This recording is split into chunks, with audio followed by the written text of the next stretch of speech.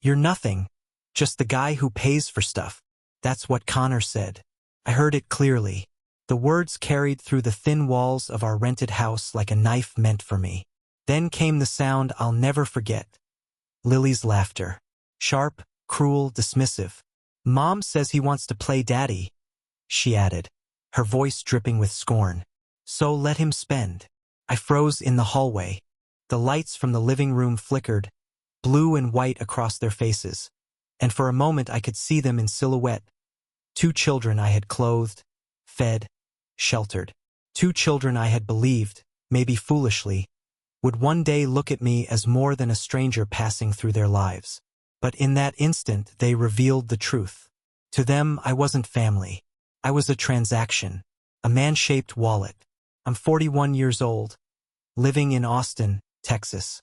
For 6 years I've been married to Rachel. She came into the marriage with 2 children, Connor and Lily, then 12 and 9. Their father lives in Houston, if you can even call what he does living. He visits twice a year, maybe 3 if the mood strikes him. He arrives with bags of gifts like some distorted version of Santa Claus, then disappears again before the wrapping paper is even cold in the trash. To them, he's the fun parent, the weekend hero who never has to enforce a rule or pay for an emergency room visit. He swoops in, buys their affection, and disappears back into his life, leaving the grind, the ugly, endless grind on me. And I took it, gladly at first. I was the one who signed the lease on a larger house so each child could have their own room. I was the one who made sure Lily had the dance classes she begged for, who paid for Connor's soccer trips across the state, who said yes every time Rachel said, "They need this." Vacations? On me. Summer camps? On me. Every backpack, every pair of sneakers, every laptop, every birthday party that looked effortless to outsiders but was paid for by my hours, my sweat, my money. I told myself it didn't matter that their father was a shadow. I told myself love was built by presence, not blood. That if I kept showing up, kept providing, kept carrying the load, eventually they'd see me. Eventually they'd respect me. But I was wrong. The first cracks showed themselves quietly, almost politely, the way rot spreads beneath a floorboard before you hear it splinter. At dinner, Connor would sit in silence, chewing with his head down, eyes fixed on his plate as though conversation was a tax he refused to pay. I'd ask him how school was, how practice had gone, if he needed help with his assignments. His answers never stretched beyond a grunt, a shrug, or the occasional fine. Lily wasn't much better. She had a habit of rolling her eyes when I spoke, a teenager's tic, I thought, until I noticed it wasn't reserved for her mother or her teachers. It was reserved for me, only me. Still, I excused it. Teenagers were difficult. Hormones, moods, rebellion. I'd heard it all. I told myself they'd grow out of it. I told myself patience was the price of becoming a family. But then came the night in the hallway. I had been walking toward the kitchen to grab a drink when I heard their voices, low and conspiratorial. I stopped, hidden by the corner, listening. "He's nothing," Connor muttered. "Just the guy who pays for stuff." Lily laughed, and the sound of it was worse than the words. "Mom says he wants to play daddy, so let him spend." They said it like it was a joke, like it was obvious, like it was truth carved into stone. And I realized something I had been too blind, too desperate to admit. I wasn't invisible to them. No, worse. I was visible only as a function, as a resource. They saw me. They just didn't see a man. They saw a wallet with legs. I stood there for a long time, frozen in place, the air heavy with the weight of my own stupidity. 6 years. 6 years of laboring, of grinding, of bending myself into the shape of the father they refused to acknowledge. And in their private conversations, I was reduced to a caricature. A joke. A man playing house with money that wasn't endless but might as well have been to their young, ungrateful eyes. That night I didn't confront them. I didn't storm into the living room and demand respect. I didn't tell Rachel what I'd heard. Instead, I carried it with me like a stone pressed into my chest, heavy and immovable. I lay in bed beside my wife, staring at the ceiling, hearing their laughter replayed in my skull. And for the first time in 6 years, I asked myself a question I had never dared to speak aloud. What if they would never accept me? What if every sacrifice I made was just pouring water into a bucket with no bottom? The next morning, nothing had changed. Connor sulked over his cereal. Lily scrolled through her phone, ignoring me. Rachel hummed while she packed lunches, oblivious, or maybe willfully blind. I looked at them all, and something inside me shifted, just slightly. A quiet awareness that I was standing on the edge of a truth I had been avoiding. I wasn't building a family. I was funding one that didn't want me. I told myself to hold on, to wait, to keep giving until they finally looked up and saw me. But deep down, I already knew. Respect doesn't grow in the soil of contempt. And no matter how much money I poured into their lives, it would never buy me a place at the table that mattered. That realization was the first betrayal. Not their words, not their laughter, but the sudden, unshakable knowledge that I was the only one pretending this was a family. And the cruelest part? I had done it to myself. A few months later, their contempt ripened into something sharper, something they no longer bothered to hide. It was late on a Saturday night, and I was in the study, the door cracked open, their voices drifting in from the kitchen where they sat with friends. Teenagers always talk louder when they think adults aren't listening. Connor was bragging about the sneakers I'd bought him, the last pair that cost more than my first car payment back in my 20s. Lily chimed in about the trips, the new phones, the way we always get whatever we want. Their friends laughed, impressed. And then Lily said it, the sentence that K** led the last remnant of illusion I'd been clinging to.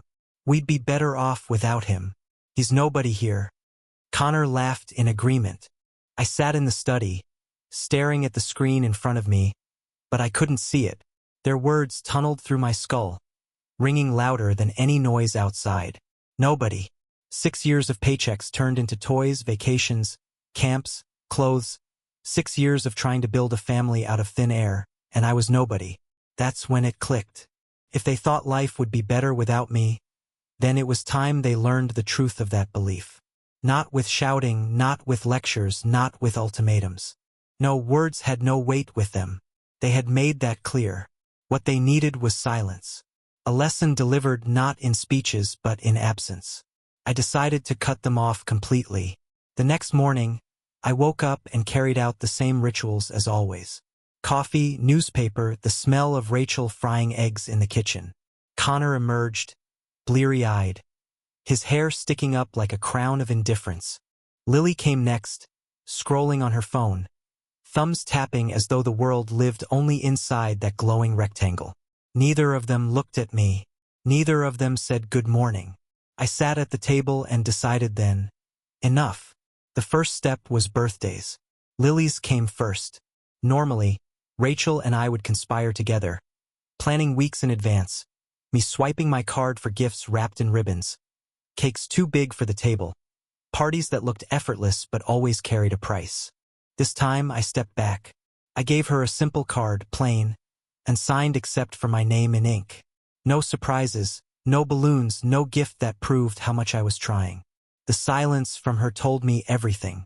She stared at the card, blank, waiting for the moment when I'd smile and pull out the real gift. But the moment never came. Her disappointment spread across her face like a shadow, and for once, I didn't care. Then came Connor. He had been eyeing a pair of new sneakers, the kind that teenagers treat like holy relics. He dropped hints. He left websites open on the family computer. He even mentioned it in passing at dinner, his voice casual, as though the outcome were inevitable. But when his birthday arrived, there was nothing. No box waiting at the table. No crinkled paper hiding inside a bag. Just dinner, cake, and a quiet absence where my money usually filled the gap. He didn't say thank you. He didn't even look at me. But later that night, I heard his door slam. The music in his room turned up loud enough to rattle the walls. That was his language. Anger without words. At first, they didn't notice the change. Rachel tried to cover the gaps herself, slipping them money, buying the things I no longer did. But it added up quickly. She didn't have my salary, my overtime hours, my steady grind. She could patch holes, but she couldn't keep the ship afloat the way I had. Then came the moment I had been waiting for, their arrogance colliding with reality. Connor and Lily had been bragging to their friends again, talking about a trip to Los Angeles. Flights, hotels, theme parks, the works. They boasted about how their stepdad would pay for everything, how it was basically guaranteed. Their words reached me through the grapevine of teenage chatter, and I let them believe it. I wanted to see their faces when the truth landed. The evening came. They approached me casually, as if they were doing me a favor by including me in their plans. Connor leaned against the counter, Lily scrolling beside him. "So," Connor said, "we're going to L.A. with friends this summer. Flights are like $600 each. Not bad." I set down my fork, looked him in the eye, and said calmly, "I'm not paying for that. I thought your dad was handling it." The silence that followed was priceless. Lily froze, her thumbs hovering above her phone. Connor blinked, his mouth parting as though he hadn't heard me correctly. "What?" he finally muttered. "I'm not paying for that trip," I repeated, my voice steady. "Your father lives in Houston. Maybe you should ask him." The room shifted then. Their smug confidence cracked, replaced by something they rarely showed me: uncertainty. Lily's face drained of color. Connor's bravado crumbled. They looked at each other, then at me like children caught without a script. Rachel, sitting at the table, shifted uncomfortably. "We'll talk about it later," she said quickly, her eyes flicking between us, trying to smooth over the jagged silence. But it was too late. The lesson had already been delivered. That night the house was quiet. Not the usual teenage sulking, no, this was heavier. A silence filled with the weight of realization. The first cracks in their certainty that I was an endless source of money. I didn't gloat. I didn't smile. I didn't lecture. I simply lived my life. But inside, something cold and steady began to take root. This was only the beginning, because I had finally discovered the truth. Silence, more than money, has the power to teach. And I was just getting started. After Los Angeles collapsed before their eyes, the house changed. It wasn't immediate. No great explosion, no screaming matches, but a slow shift, like the air thickening before a storm. The silence was different now. Not the casual sulking of teenagers who think the world owes them something, but a heavy, weighted quiet that clung to the walls. Lily stopped rolling her eyes as much, though she tried to hide the change behind her phone screen. Connor's sarcasm evaporated. He walked softer, shoulders hunched, his voice muted when he spoke at all. At first, I thought it was temporary, that they were just regrouping, scheming about new ways to get what they wanted. But as days turned into weeks, I realized it wasn't strategy, it was recognition.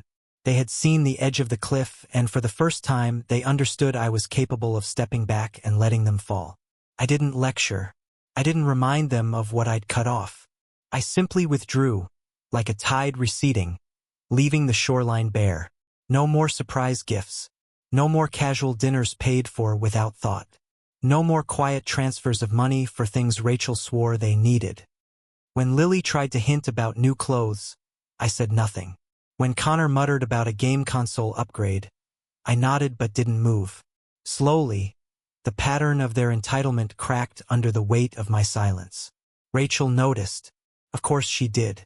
She tried to cover for them, pulling money from her account, juggling bills, finding ways to patch the holes left by my absence. But she couldn't keep up. Her salary wasn't mine. She could stretch, yes, but stretch too thin, and something always tears.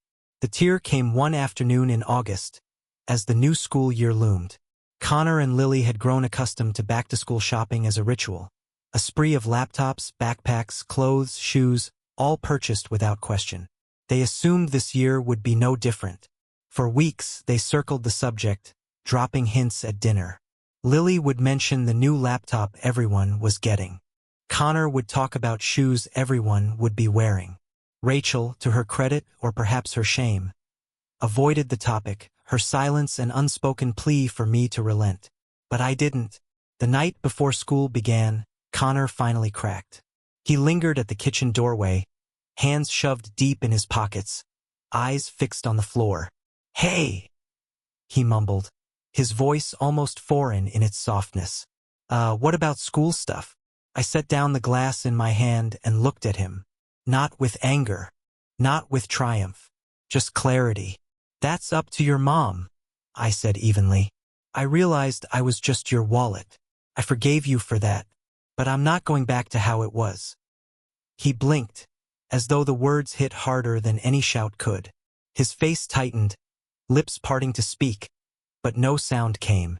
For the first time, I saw not defiance, not contempt, but recognition. The weight of his own words from months ago pressing down on him, reflected back with quiet force. He didn't argue. He didn't storm upstairs. He just lowered his gaze, nodded once, and walked away. That was the test. The final fracture between who I had been and who I had become. Because in that moment, I understood. I didn't need to punish them. Life was doing that for me. My silence, my absence, my refusal to carry them. It was enough. Rachel confronted me later that night. She waited until the kids were asleep, then found me in the living room, the glow of the lamp casting shadows across the walls. "This isn't fair," she said softly, her arms crossed. "They're just kids. Kids who told me I was nobody," I replied. My voice didn't rise. It didn't need to. Kids who laughed about me behind my back, who reduced me to a paycheck. If I'm nobody, then they'll live without what I provide. That's fair. Her eyes searched mine, desperate, pleading. They don't understand. They didn't mean it. I leaned forward, my voice sharp enough to cut. They understood enough. They understood well enough to use my money, to mock me in the same breath, to strip me of respect while demanding my labor. Don't tell me they didn't mean it. They meant it. And now they're living in the truth they created. Rachel looked away then, her silence louder than any argument. She knew I was right. She just didn't want to admit it. As the school year began, the house moved differently. Lily stopped asking for rides without saying thank you. Connor started lingering in the kitchen, offering small talk he had once denied me. It wasn't much, it wasn't love, wasn't sudden transformation, but it was something, a shift. And I realized then, this was the final test. Not of them, but of me. Could I stand firm when the guilt pressed in? Could I resist the urge to rescue them, to step back into the role of provider, savior, father? Could I endure their discomfort without erasing it with my money? The answer came to me with startling clarity. Yes, because the alternative, the old life, was death by slow erosion. A man drained not just of his bank account but of his dignity, his place, his worth. I had walked that road for 6 years, and it led only to contempt. So I stood my ground. When Connor asked again weeks later about cleats for soccer, I told him to ask his mother. When Lily mentioned a school trip, I said calmly, "Talk to your dad in Houston." Their faces always betrayed the same truth. Disappointment, fear, the dawning realization that the safety net had holes. And in those moments, I felt a strange calm. Not joy, not revenge, just clarity. I had stopped being the man they mocked. I had become something else, something they couldn't define but would learn to respect. Because the silent lesson wasn't just for them. It was for me. A couple of weeks after school began, the first break in the silence came from Lily. It was small, almost imperceptible, but I caught it like a faint signal cutting through static. We were in the car, the sun slanting low across the windshield, and she muttered, barely above a whisper, "I'm sorry." I didn't look at her. I didn't react.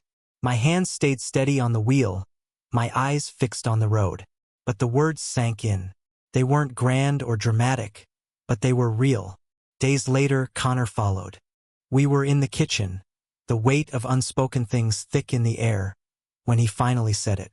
His voice was low, awkward, unpolished. We acted like ungrateful kids. He didn't meet my eyes. He didn't need to. The fact that he said it at all told me the lesson had finally landed. I didn't make a scene. I didn't gloat. I didn't remind them of every sacrifice I had made. I simply nodded once and let the silence hold the truth between us. It was enough. The house shifted after that. Not all at once, not like a switch flipped, but slowly, cautiously. Lily started asking how my day went. Connor lingered in the living room instead of disappearing into his room the moment he finished dinner. Rachel seemed lighter too, though she never admitted it. She must have realized that my refusal to bend had done what years of pleading could not. It forced her children to confront themselves. That Christmas, I allowed myself a small gesture. Not excess, not the kind of gifts that drowned them in my labor, but something modest, useful.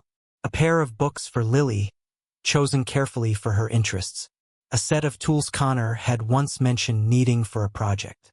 Nothing extravagant, nothing that reeked of bribery. Just thoughtful, deliberate choices. When they unwrapped them, they didn't laugh. They didn't shrug. They looked me in the eye, really looked at me, and said the words I had waited 6 years to hear. Thank you. It was such a simple phrase, but it carried more weight than all the sneakers, vacations, and gadgets I had bought before. For the first time, I wasn't being tolerated. I wasn't invisible. I wasn't just the man who kept the lights on. I was seen.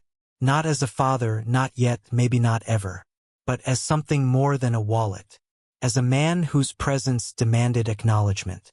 And I understood then, respect matters more than affection. Because love, when it comes without respect, is fragile. It bends under pressure, collapses under resentment, evaporates in the heat of ungrateful mouths.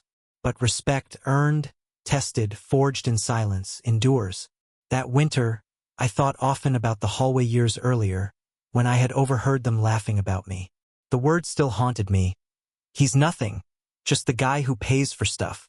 But now, when I replayed them, I no longer felt the same raw sting. I felt distance, like hearing the voice of a stranger long gone. They had been children then. Cruel, careless, selfish children. And I had been desperate, naive, clinging to the illusion that if I kept giving, they would eventually love me. I was wrong. What they needed wasn't gifts. It wasn't vacations or new clothes or laptops. What they needed was a man who drew a line and stood behind it. A man who refused to be used. And in giving them that, I had finally given myself something too. Dignity. Rachel noticed the change most of all. One night, when the kids were asleep, she sat beside me on the couch, her eyes searching mine. They've changed, she whispered. No, I corrected softly. They've adapted. She frowned, not fully understanding, but I didn't explain further. Some truths are better carried quietly. Still, I could tell she was grateful.